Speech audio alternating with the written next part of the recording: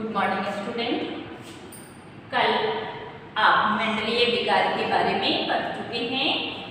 आज आप पढ़ेंगे क्रोमोसोमल गुणसूत्रीय विकार के बारे में, क्रोमोसोमल डिसऑर्डर। वस्तुतः ये होता कैसे है?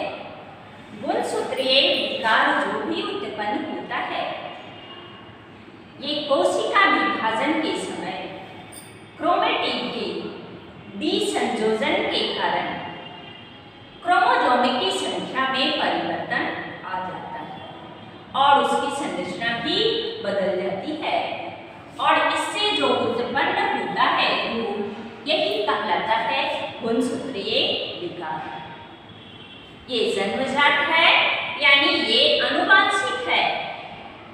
ये एक पीढ़ी से ना दूसरी पीढ़ी में जाता है, इसलिए इसको गुणसूत्रीय विकार कहा गया है। जिसके अंतर्गत आपको 3 सिंड्रोम पढ़ने के लिए है।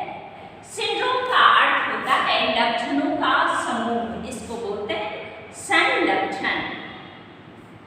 सबसे पहला है टर्नर्स सिंड्रोम। इस सिंड्रोम में वस्तुतः होता क्या है? इस सिंड्रोम से ये ग्रसित जो है, ये महिलाएं, ये सिंड्रोम ने प्रायः स्त्रियों में उत्पन्न होता है। और जिस स्त्री में ये सिंड्रोम पाया गया, जब वैज्ञानिकों ने उसका परीक्षण किया तो पाया कि उसमें क्रोमोसोम की संख्या, किसी भी मानव में क्रोमोसोम की संख्या, चाहे वो स्त्री हो या पुरुष हो, क्रोमोसोम की संख्या 46 यानी 46 क्रोमोसोम होता है। लेकिन इस सिंड्रोम से ग्रसित महिला में क्रोमोसोम की संख्या 45 ही होती है, 45 ही होती है। और आप पढ़ चुके हैं, एग्जाम्पल में आपको ये बतलाए होंगे हम, ये द्विगुणित जो संख्या है 46, ये 2n द्विगुणित संख्या, इसीलिए हमने यहाँ आपको दर्शाया है ना 2n - 1, यानी कि द्विगुणित संख्या में एक क्रोमोसोम की कमी हो जाती है। ये मोनोसोमी का उदाहरण है, इसलिए टर्नर्स सिंड्रोम को हम लोग बोलते हैं मोनोसोमी का एग्जाम्पल। ऐसी स्त्रियों में क्या संलक्षण पाया जाता है? तो ऐसी स्त्रियां प्रायः संतान उत्पन्न करने की क्षमता नहीं रखता। इस सिंड्रोम से जो ग्रसित होती है, उनमें संतान उत्पन्न करने की क्षमता नहीं होती।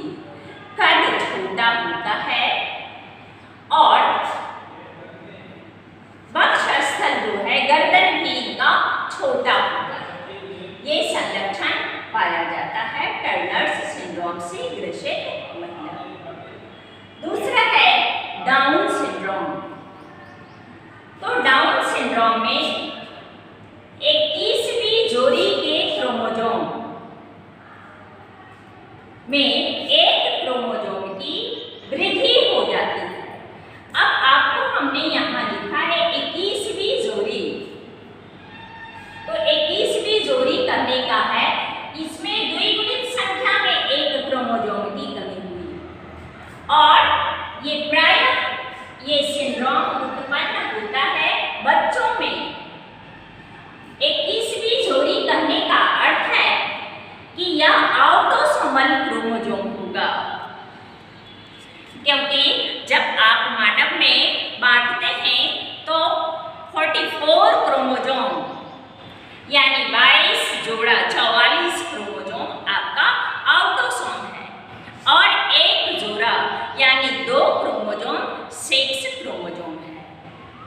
अगर वो नर है तो वो क्रोमोसोम है सेक्स क्रोमोसोम X और Y, और यदि वो मादा है तो वो सेक्स क्रोमोसोम XX है। हमने यहाँ लिखा है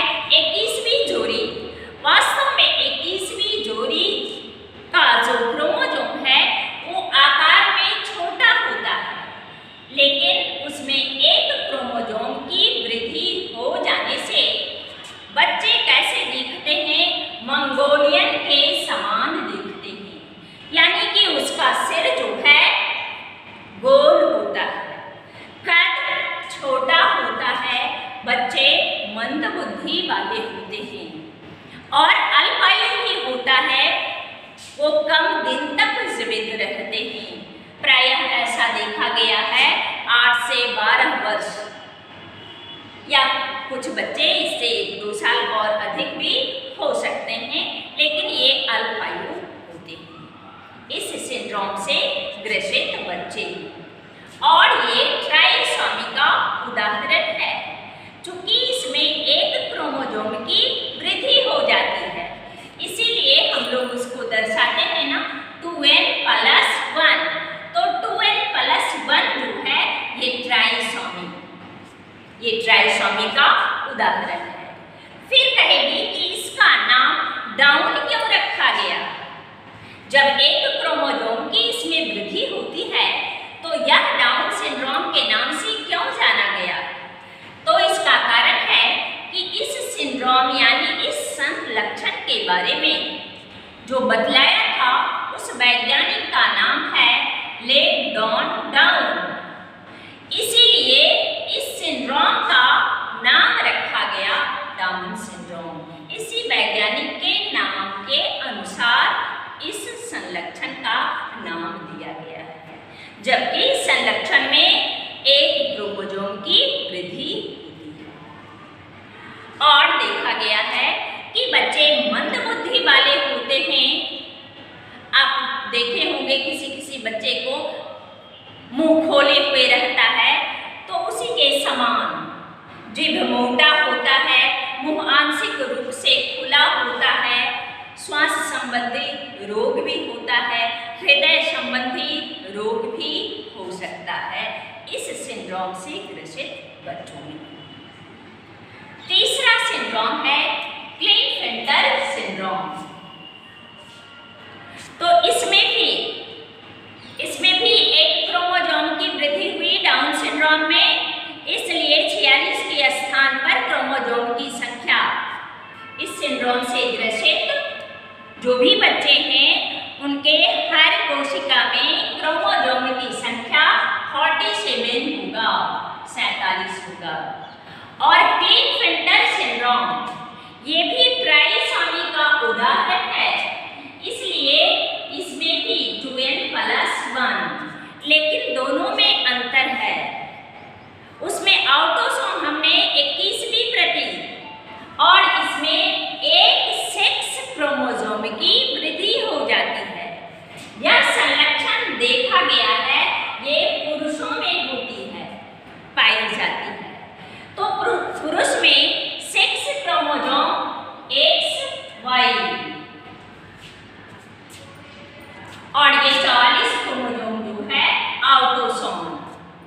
लेकिन इस सिंड्रोम से जो ग्रसित पुरुष है उसमें 44 प्लस XXY यानी एक X क्रोमोसोम की वृद्धि हो जाती है, इसलिए क्रोमोसोम की संख्या 46 के स्थान पर 47, 44, 45, 46, 47 क्रोमोसोम होगा।